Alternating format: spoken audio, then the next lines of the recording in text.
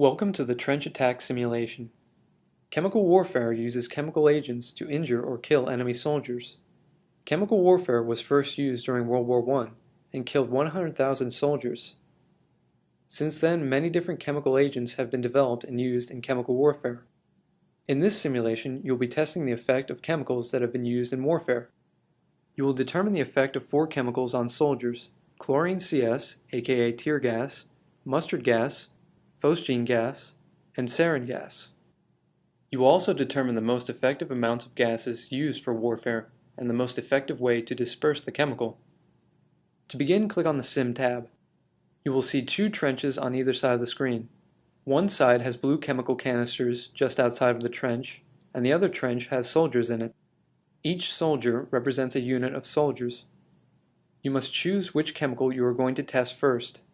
Next, you must choose the amount of chemical you will be using.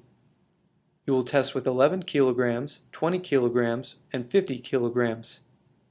Then you will choose which chemical canister you will use to disperse the gas. Begin by testing chlorine CS, which is tear gas, and begin with 11 kilograms. Once the chemical and the amount are chosen, the chemical canisters turn blue and are clickable. To disperse the 11 kilograms of chlorine CS gas, click on the chemical canister you want to test. A plume of gas is released and floats over to the other trench.